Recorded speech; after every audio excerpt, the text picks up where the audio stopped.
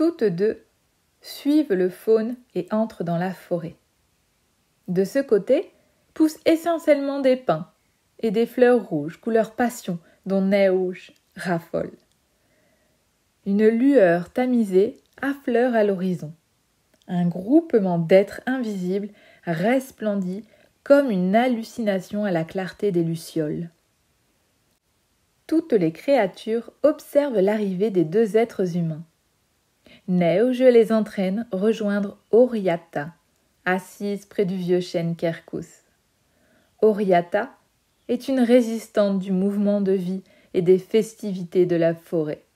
Son nom signifie « danse des nuages dans le ciel ». Elle est en quelque sorte la cousine de Neo. Et oui, sachez que nous avons toujours un œil sur les visibles, lâche Neige, avant de saisir son accordéon. Oriata propose à Naélé de goûter un élixir de mélisse et d'orange, alors que Nalassi, assise à côté des musiciens, écoute, fasciné, les commentaires de Neige. Il raconte que lui et ses acolytes nourrissent les plantes avec leur musique. Ainsi, même endormies, elles ingurgitent de l'énergie. Autour du zinc végétal, les invisibles jaspent au sujet des légendes de la vie des visibles.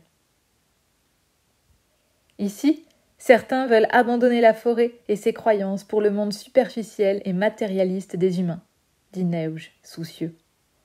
Ils ne se rendent pas compte de la chance et l'honneur qu'ils ont d'être vivants au cœur de la forêt.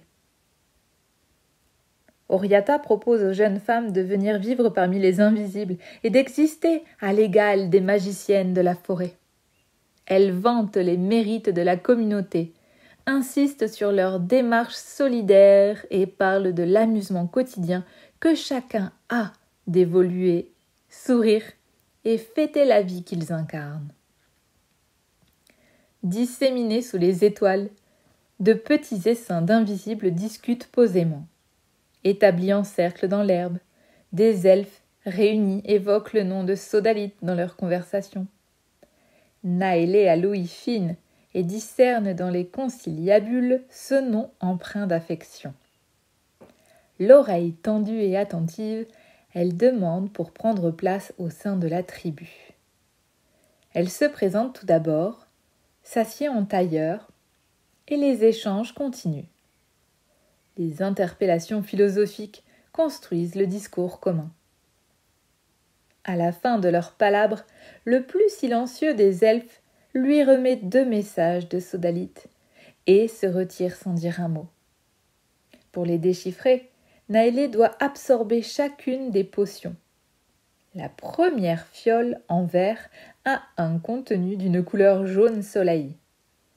En ingurgitant le mélange, elle entend une voix en elle qui résonne. L'amour et la poésie des sens.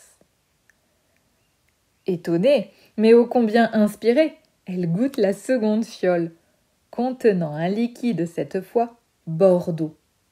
Dans une perception similaire, il retentit en elle. La vie est un sommeil. L'amour en est le rêve.